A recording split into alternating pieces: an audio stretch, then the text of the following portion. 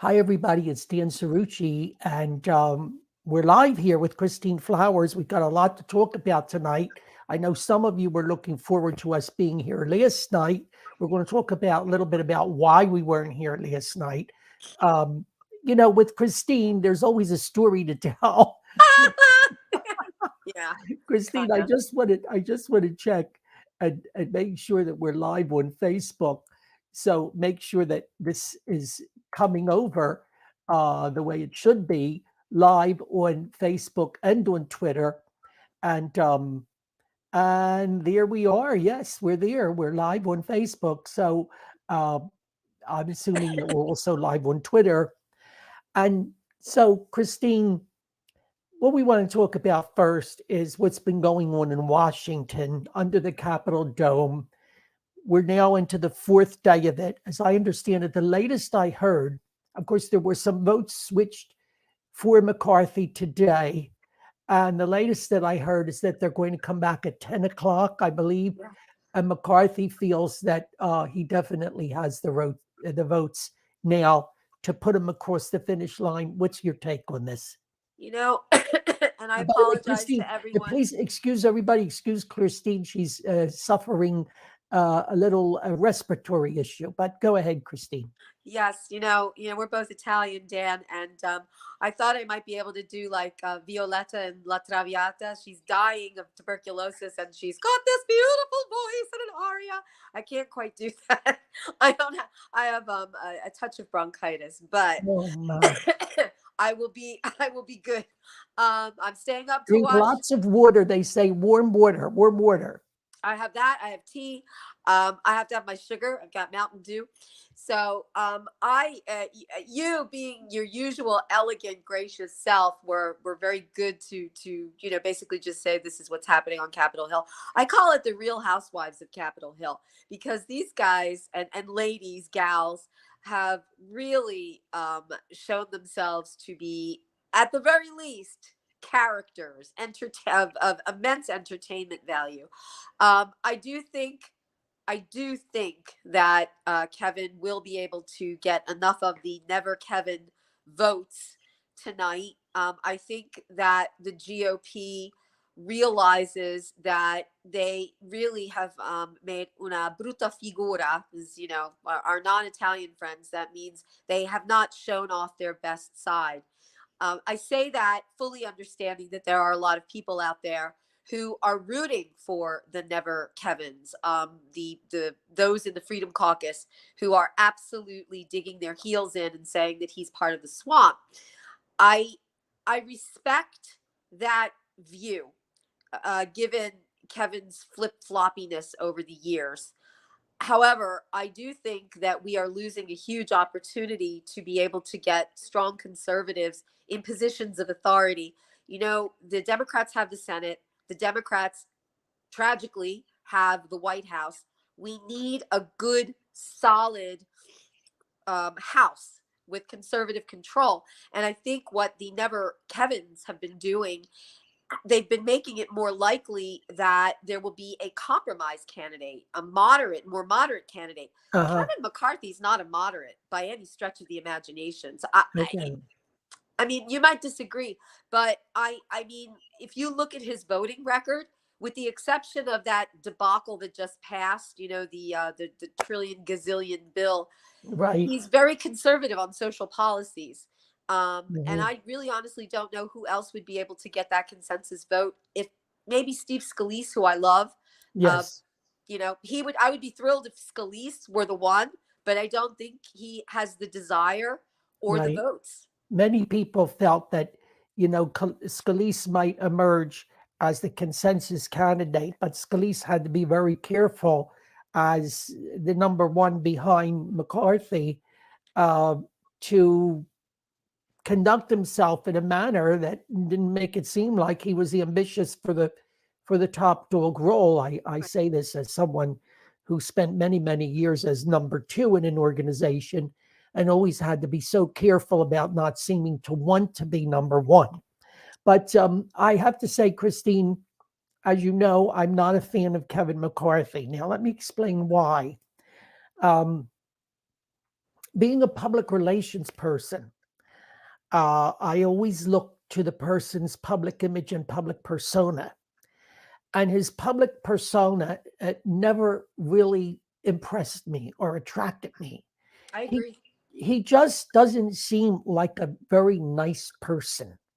He comes across as austere. Um, he comes across as rather humorless. He comes across as somewhat of a bureaucrat. Yes. He comes across as this sort of organization man or company man that you ought to be wary of.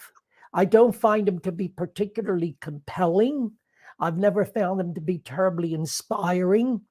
And I've never found him to be very authentic. Okay. Like That's a great point. I don't know exactly who this man is because via his public, I don't get much of a traditional human body. And so all of these me very suspicious. And Steve Scalise comes across pretty much as the exact opposite of all of these. Okay. Yeah. Also, I might say McCarthy does not appear to be very likable. And this is what this in the end I think is what did in Hillary Clinton. She's I just agree. not likable. Remember when Obama said to her, "Well, Hillary, you're likable enough." He was damning her with faint praise. Okay. I agree 1000% with every Yeah. single thing that you said, Yeah. particularly with the authenticity. He Yeah. reminds me of Gavin Newsom. He reminds me of Justin Trudeau. He has Yeah. that very detached kind of attitude. However, I will only say this. If likability is the requirement for the Speaker of the House, Nancy Annunziata D'Alessandro Pelosi would never have been in that position. That woman, second only to Hillary Clinton, is the most repellent, unpleasant, repellent, She's I know I not used that likable. twice, But woman I but think that has ever no, been in no, public office. not likable. Now Tip O'Neill was likable. He was He, fabulous. he was like he was Sure. like your Irish uncle or grandfather that you could have a drink with and you could make jokes with. In fact, he and Reagan were friendly, had a Exactly. friendly relationship. Okay. Exactly. Even Um, Newt Gingrich, who I can't yeah. imagine that any liberal would have really liked him. He also had a way about him, sort of like a sarcastic humor and irony Right. that you could appreciate. He was Right. authentic. I mean, Right. you might not have liked what And he was Newt and showing Newt you, but he was and Newt authentic. yeah, and Newt is very authentic, right? He's Right. he's real. Like what you see is what you get. It's Newt, Right. and he's Right. real. I But agree with you. I was watching Kevin over the last couple of days, and he really is not a likable human being.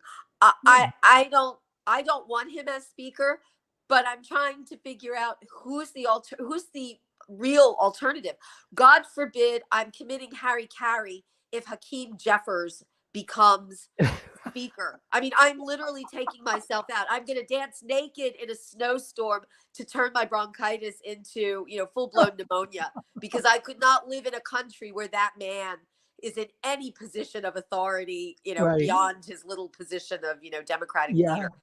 yeah. Uh, anyway, Well, yeah, and watching it though, we also have to say that um, whereas the Democrats are all rehearsed and predetermined, they come off as quite united. We don't know what kind of fights they may be having behind closed doors, but they come off as quite united. What we're seeing here is, like they say, like seeing sausage being made. I mean, this is democracy. It's messy, it's long-winded, it's tedious, it's irritating, but the argument could be made, and I think quite readily, right, that this is democracy. yeah, it is. We're seeing the sausage being made, and it's not pleasant, but it is.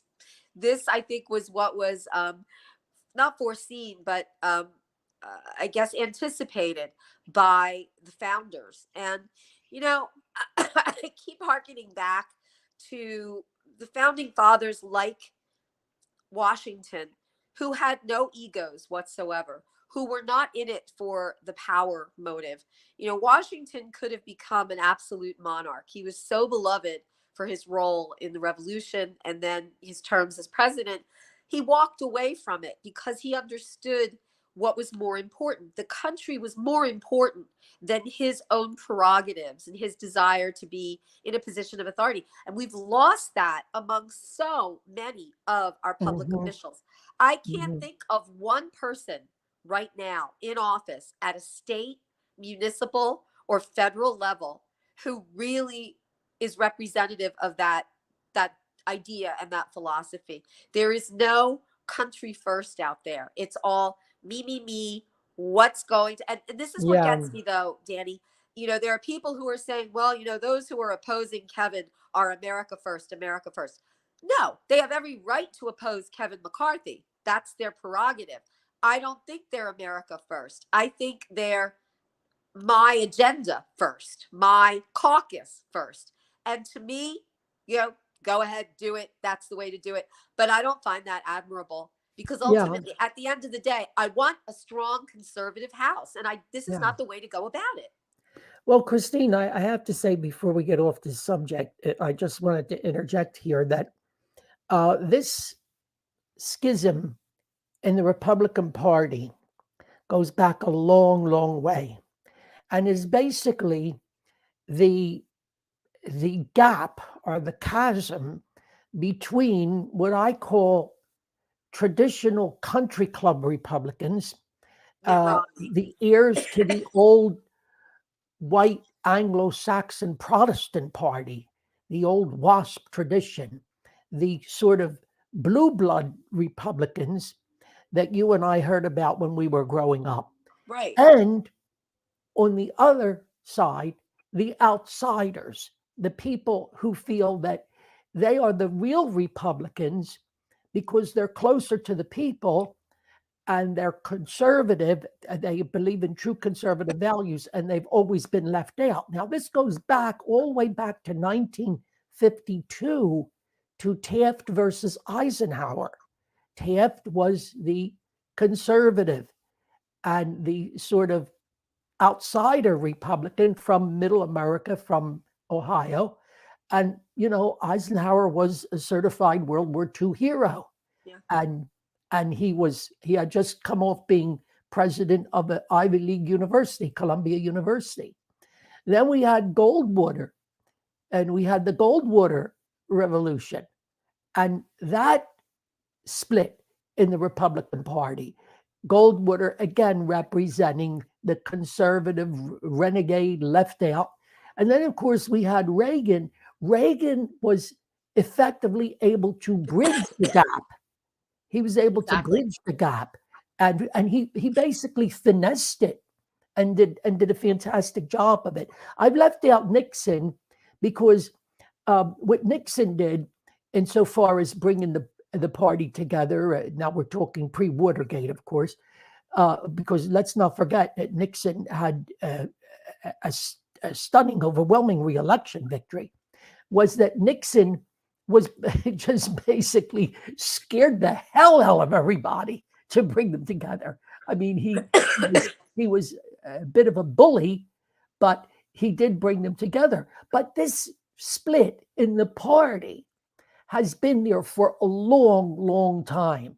Yeah. There's of these two parts of the Republican Party. And Danny, have you know, I mean, and you and I so appreciate your knowledge because it is insider knowledge from decades spent observing and working in politics. What you said about the schism or the schism and the GOP makes a lot of sense because if you look at a very large portion of the current MAGA, let's say, or the current very social conservative Republicans were Democrats.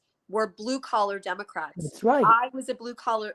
Well, I'm not blue collar, but I'm Right. proud to be from blue collar stock. That's I right. wish I were blue Absolutely. You collar. absolutely are. And I think, I have a blue collar mentality. Let's put it that way. Yes. Um, and so many of those people felt disenfranchised by their own party, by the That's right. Democrats, which have now become the elites. While Yes. there isn't They, indeed an establishment in the GOP, the true elite establishment is in the Democratic Party. oh, definitely. The Democratic Party is the party of the elites. There's no question about it.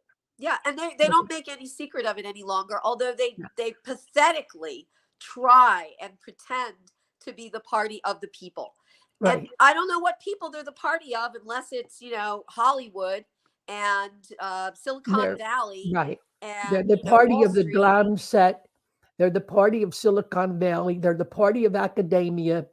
They're the party of the media, the media, the media And the empire. media, and for Big years corporate they media, big controlled corporate the media. media. Well, for years we haven't been on since this whole thing with Elon Musk and Twitter. They controlled social media for so Right. long, and now they're having this meltdown and trying to make it seem as if it's this, righteous, honorable uh, uh, opposition to Musk's way of censoring liberal Yeah. thought, progressive thought. And the irony is, this is what they were doing for so long, and now they see their power Right. just sort of slipping Right. away from them. I Right. find it ironic And I and didn't mention delicious. Trump, but of course Trump galvanized the the Republican renegades, the outsiders, brought them together and brought in a whole new groups of people that had not even been voting for a long time, Right. people that had been not only been left out of the Republican Party, they've been left out of both parties, they were left out of democracy. Okay, they felt that there was no point in voting. These people were so uh, felt so left out, were so alienated from our democracy that they felt that there wasn't even any point in voting. Can I And give a plug? I know you know who she is, and you may have even spoken with her. The great Selena Zito, who yes, is a Pennsylvania native. yes, We should be very proud of her here in PA. right, And she, writes for the Washington Examiner. She writes for the New York Post. She's on CNN. She wrote a book that I read, which I loved, and it was about the awakening, the Trump awakening, and it's called The Great Divide. It's yes, now in paperback, and anyone out there who's listening, our many, many fans, should really pick it up because it's such a great explanation as to why Trump won. She's the Trump whisperer, essentially. She was able to explain that. yes, I think Trump has lost some of, he what is it? He harnessed lightning in a bottle, and or he captured it, and I think some yes, of that has been lost, partly because the media tried to destroy him. But she really did focus on why what happened, which is kind of an echo of what happened with Reagan. There's so many Reagan Democrats who never went back to the Democratic fold. They were oh like, no, okay, I'm the no, Reagan generation. I came of political age. He was my first vote. Um, you there you know, go. and you don't go back from Ronald Reagan. There's no going back after Well, Ronald he Reagan. was he was my first vote for a Republican president. Yeah. Yes, absolutely. And I never turned back Yeah. because it happened at a very important time in my life, a formative time in my life when I was just starting a family and Reagan came along. I had come off the Carter years, which were disastrous. And no, I never turned back. And I voted for Republicans who were part of the establishment, and I voted for Republicans who were at least perceived to be outsiders. Um, I, it doesn't, for me, I've been able to go back and forth between those two groups. Hasn't been a big problem for me, though I might say I feel more at home among the, let's say, what we would call the Reagan Democrats, or now Reagan Republicans or Trump Republicans, the people that have been often been seen as outsiders by many of the long, uh, rock rib establishment Republicans. So But do I. yeah, but I want to change the subject and talk a little bit about Prince Harry because The ginger. if only so we could get a good laugh. But now we know that Prince Harry's book, which is called Spear, and it comes from the fact that he claims that the royal family called his brother the heir, and they called him the Spare. Okay, Yes. Spare, so that if anything happened to the heir, you always had the spear, but basically he was backup material. Right. And we learn in this book that of the juicy parts that have been released so far, that he felt that he was bullied by his brother. His brother physically pushed him around, knocked him down. He had his first full sexual experience with an older woman. I think when outdoors it happened, when I think he was 18, there's been some rumor that it was Elizabeth Hurley. She says absolutely not, it wasn't her. That when he went to the South Pole to participate in some kind of expedition, charitable thing, he got frostbite on several parts of his body, including his penis. He talks at length in this book about his penis and uses the nickname that he has for it and wonders why there's been so much interest in it. Now, this goes back to the whole thing of I wonder why there's so much interest in me, but thank you for being so interested in me so I can write a book and do all this media stuff. It reminds me, Christine, of this old saying, um, well, enough talk about you. How do you feel about me? I know. I know. I know. I'm. Or wait a I. minute. Well, I let me say it properly. Wait, it doesn't go like that. It goes like this. Well, enough talk about me. How do you feel about me? All right. I Go ahead. know. you know. Um. Excuse me. I when I was thinking about the spare, when I was thinking about um, um, Harry, I couldn't help but make a parallel between Harry and William and Margaret and Elizabeth. There you go. The thing, and Margaret had to deal with much, much worse Yes. than Harry ever did. She lost the love of her life, Peter Townsend, because she basically obeyed what her sister felt obligated to impose. You know, you could not marry a divorced man. How ironic that is today. Unless you moved yourself out of the royal family. Margaret was a character who I absolutely adored, and She I love was. watching her portrayed on The Crown, the Netflix series. But one thing I will say that is the absolute difference between Harry and Margaret. Margaret had an absolute deep seated loyalty and love for her sister and for the monarchy and for that family. And while she was a little crazy and she Right. sowed her oats and she had the island of Mystique and Roddy Llewellyn and she divorced Anthony Armstrong Jones, hubba hubba, he was hot. And I mean, she was crazy Princess Margaret, but she never lost sight of the importance of the monarchy and, more importantly, her relationship with her sister. They adored each other. I've watched documentary after documentary, and not one of them has ever said that Margaret tried to harm Elizabeth. She might have been hurt by her. She may have been very resentful about what happened with Yes. Townsend. Yes. But in the end, that was family. That's Harry is right. the exact opposite. Harry Right. is vengeful. He is whiny. He has all of the Hollywood American attributes that it almost seems as if he should have been born in the United States, in California, Right. in the valley, Mhm. because he's a valley boy. He is disloyal. He is not an interesting character to begin with. He is a whiny little man who, quite frankly, we're only talking about him because he happens to be the son of now King Charles. So I look at him and I say, you know what? Guess what?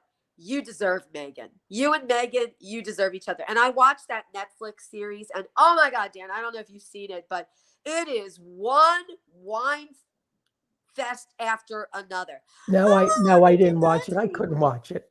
Oh, I had to. I Yeah. had to. I Well, wanted to see it because yeah. I just despise both of them, especially Meghan. Meghan is I particularly might say despicable. also that Harry shows a lot of the characteristics of his mother, who proved to be vengeful, who Yeah, was whiny, very, very true. uh, who who got had a lot of petty grievances, Yeah, who also manipulated and cultivated the media, who also sought media attention, who also sought to show up some of the other royals and absolutely. upstage them. And notice he's here.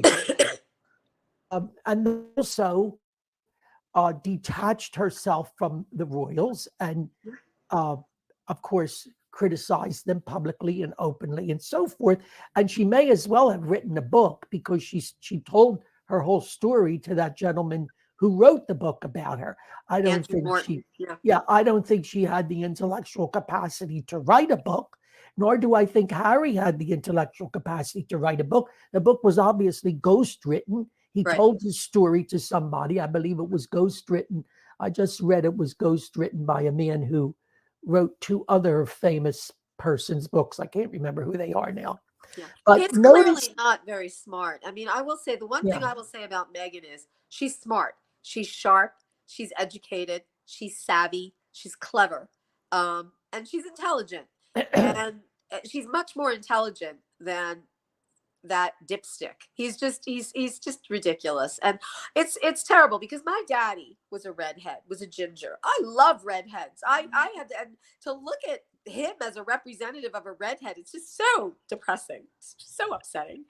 yeah, But I yeah, agree. And I think that, also his treatment of Kate, Catherine, you said it very well. He's vindictive.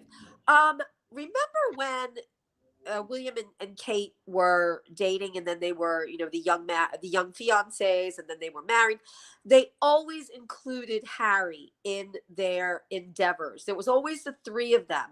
They, he might have felt like a third wheel, but they always brought him in. And Catherine, Kate, always made an effort to, say, "You're my brother. You're my brother. You're my family." And he goes around because this helps, I guess, make him a hero to his wife Meghan. He stabs Kate in the back. He tells these lies about her in this book, and it's just despicable the way he's betraying the people in his life who really made life a lot easier for him. He's yeah. just a And mess. we don't want to make it seem like former Prince Charles, now King Charles, or the Camilla, or William and Harry, or William and Kate. We're certainly not presenting them as candidates for sainthood, No, or making them out to be, you know, without fault. They certainly have had their own situations and problems, and they're certainly not paragons of virtue. But um, they're decent people. I think what it is I respect people who um, who live out their obligation or live up to their obligations. When you make a promise to do something, when you contract, as a lawyer would say, to do something, you live up to that promise. Your word is your bond. And obviously, William didn't really have a choice in this. William was born to be the next king, but he's taken it on so extremely well. Kate knew what she was getting into, and she has played her role and filled her obligations and her duties perfectly. Camilla, I have to say, I have admiration and respect for Camilla now. What she did before the affair, wrong. She Yeah. was completely wrong. Uh, in only that respect do I feel bad for Diana, because I do believe that Diana truly did love Charles, and she went into this. It was a love match for her. So I do blame Camilla and Charles for really destroying the dreams of a young woman. But let's not forget that Charles was not allowed to Right. marry Camilla. Again, this is that situation again. Right. And That it's not a has repeated justification for itself them in the to. royal family. So maybe if he had been allowed to marry Camilla from the outset, some of this wouldn't have happened. These rules, it's so true that you would say that. These rules have ruined so many lives, starting with poor, as I said, with Margaret, going back to a pretty despicable character now that we know more about him. But was it King Edward VIII, the one who The Duke of advocated for. Windsor, I'm the reading. Duke and Duchess of Windsor, it Uh, now turns out, were just horrible, Are horrible you? Have people. you seen that book, The Traitor King? I'll give it to you when I'm finished with it. Oh my lord! I mean, talk They about were mean. consorting with the Nazis. Oh my god! Unbelievable! I'll tell And you. they I'll were, tell you, Danny. Women from Baltimore, you cannot trust them. Wallace was from Baltimore. Nancy Pelosi was from Baltimore. I'm from Baltimore, but I left early on, so that that's not a taint. But I mean, seriously, that was crazy. That book, but what I'm saying is, frustrated lives because of these rules with the monarchy. Margaret would have probably had a wonderful life with Peter Townsend. yeah. Um, whatever. Charles might have had, might have been very happy and not destroyed the life of another young woman if he had been allowed to Yeah, marry Camilla. and she was very young. I don't think she had really realized what she was getting into. She didn't understand it. She was very immature. Yep. Um, it was not a good situation. But Princess Margaret, I think that someday She's there my. ought to be there ought to be a series about her. What happened, Christine? Sorry. There you are. I, Okay. I got I got a phone call. It's that it's my high Oh, tech. okay. I think that someday there ought to be a docudrama, a TV series about Princess Margaret, because she was a very, very vivid character in her own right. She lived a very full and lusty life, and she Oh yeah. knew she was friends with a lot of famous and influential people all over the world. She traveled all over the world, She was and amazing. she traveled in some very, very interesting circles. Hmm. Okay. Have you seen the Netflix series The Crown? Any No, of it? no, no. If you get, I only got Netflix Yeah. this I couple. do have Netflix. Yeah. You don't have to watch the whole Crown from the very beginning if you don't want to, Right. which is really really well done. But when you get to the part of the series where Olivia Colman plays the Queen, and Helena, one of my favorite actresses of all time, Helena Bonham Carter, plays Princess Margaret when she's in her maybe 30s Uh, into her 40s. She's brilliant. There's this episode set in the early 60s when it was Lyndon Johnson's administration. And there's a problem between Great Britain and the United States, and they're having diplomatic issues. And so Elizabeth sends Margaret over on a charm offensive to just travel around the United States. And it's such a great episode because you see Helena Bonham Carter inhabiting the role of Margaret. And Margaret is just. we lost Christine again for a moment. There she is. She's back. Do you have another call, or what's happening? I can't hear you. We're having issues here. I can't hear you.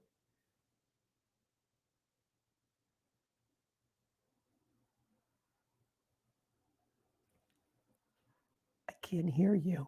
Can you hear me now? Oh, now I can hear you. Yes. I'm sorry. I keep trying to. I'm doing this on my phone, and Oh, my somebody tried to call, and I kind of put like a do not disturb sign on it. But I'm so so popular. What can I Princess say? Margaret. Yes. She was amazing. And Yes. Helena Bonham Carter, who actually is nobility. Her grandfather, I believe, was prime minister or secretary of the exchequer or something like that. I mean, she Okay. is nobility, blue blood, like bluest of blue bloods. She said she met Princess Margaret when she was a young girl. I think right after she filmed A Room with a View, and Okay. she was the new young thing coming up in Hollywood in the mid 80s, I guess it was, and she met Margaret, and she said she's everything that you think she is. She was a star.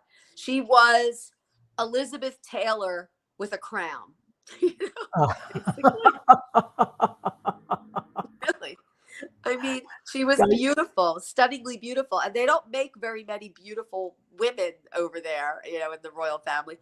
Although, No. if you look at pictures of Elizabeth when she was younger, she was Mhm. quite beautiful as a Yes. young woman. Yes. I read a book about Princess Margaret, and now I can't remember the name of it. Um, Maybe it'll come to me before this is over. It was a very gossipy book. It was a lot of fun. But Christine, Neil, we're 36 minutes into this, so that we don't want to go on much longer. But you did not have a very good week. In fact, it didn't end on a very good note. And I I don't know, posted. Christine, your situation there in that den of iniquity over there in Philadelphia. Oh my God. It's nothing like the city that I used to work in when I worked in Center City for 30 years. And I spent the bulk of my waking hours there. But tell us what happened. Well, and I agree. It's nothing at all like the city that I would come into as a little girl on the L and not be afraid that I was going to get attacked by someone or, sit next to someone who was zoning out while, having a drug overdose. It's not the city that it was when I worked as a young college student and a law student in the law firms in Center City. Anyway, last night, I went to the CVS at 15th and Spruce, not too far from where I live. And, Right. I picked up a couple things, toiletries and everything. I went to one of those self-checkout Right. kiosks, and two men were in line behind me, very close, waiting to get to the kiosk. I didn't think anything of it. And then as I was leaving, I got bumped. They bumped. One bumped into me, and the other one kind of like held me up as if to help me so that I wouldn't fall. And I thought it was a little strange, but I mean, I didn't really dwell on it, and I walked out, and I got back to the condo, and I was getting ready to go on with you. I was all excited, and I couldn't find my wallet, and I looked everywhere. I I the condo that I'm in is very small, so I didn't really have to go all over the place to look, but I looked everywhere. It wasn't anywhere. I said, okay, maybe I left it at the CVS. Maybe that was my stupid fault. I walked back to the CVS. I asked if anyone had seen a wallet. They said no, they didn't have a wallet. I was walking back to the condo thinking, what did I do with this? Panicking. And I get an email from American Express asking me to confirm a purchase at CVS of $2,200. Yeah, which obviously I did not, you know.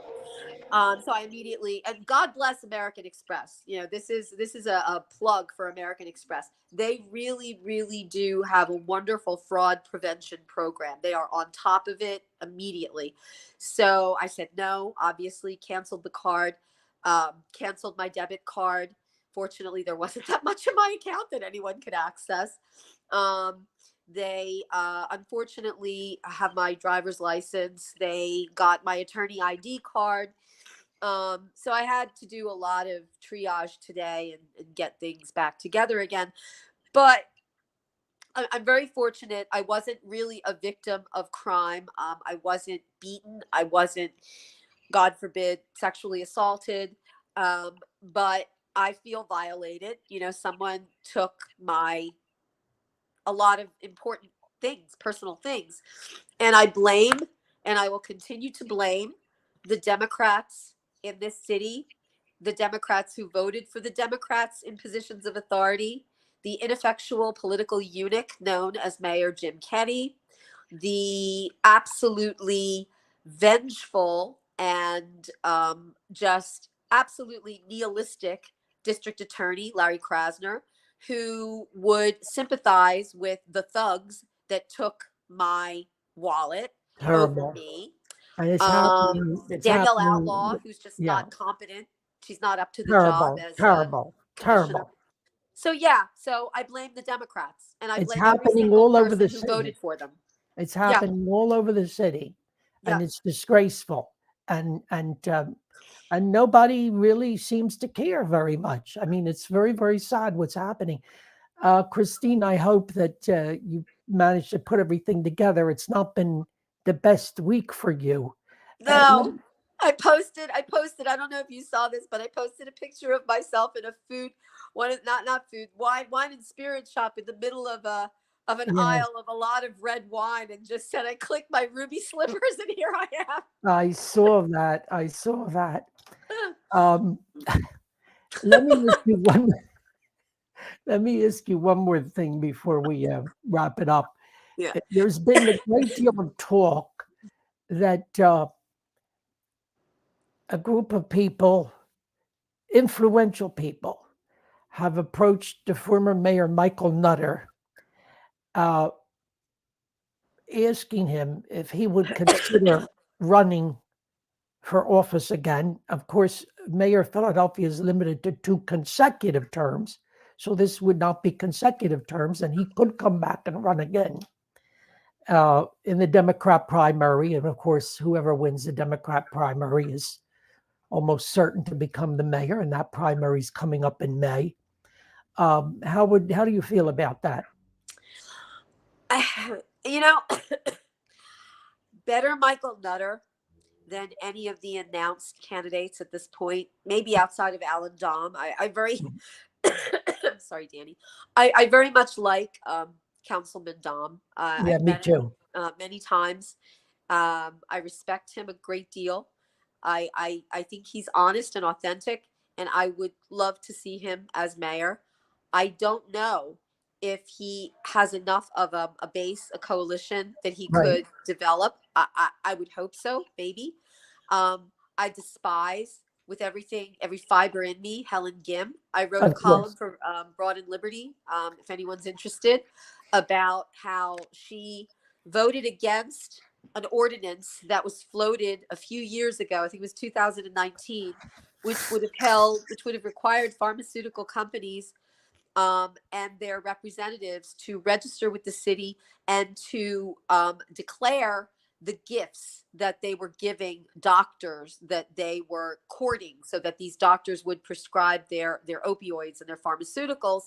And Gim voted against it. Maria Quinones Sanchez voted against it. You know, Quinones Sanchez, I actually like as a person.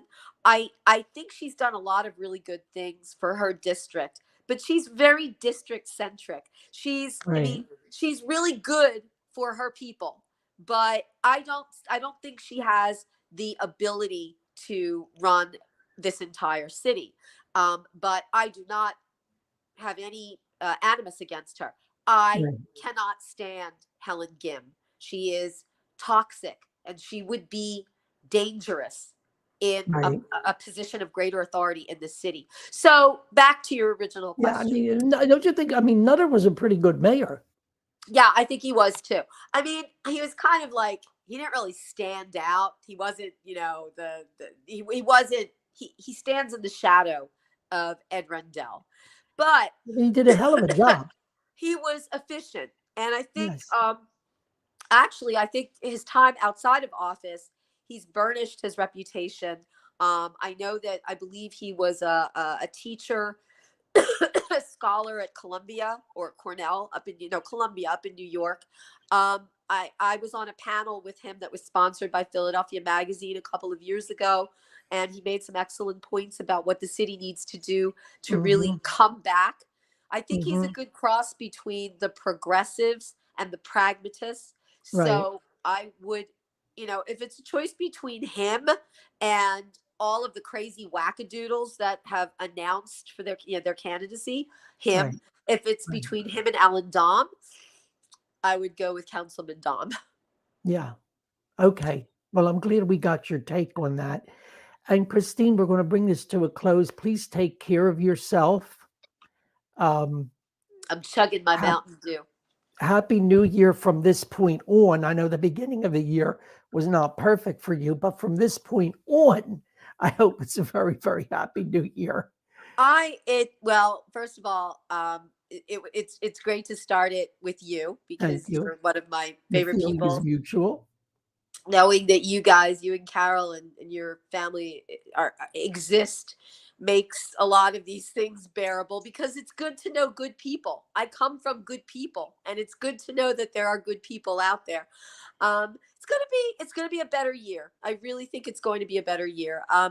I have completely ignored the whole January 6th schlop. This whole thing about, it is the anniversary of the coup Totally. d'état. I call it the coup de Pop Tart. It's just Right. crazy.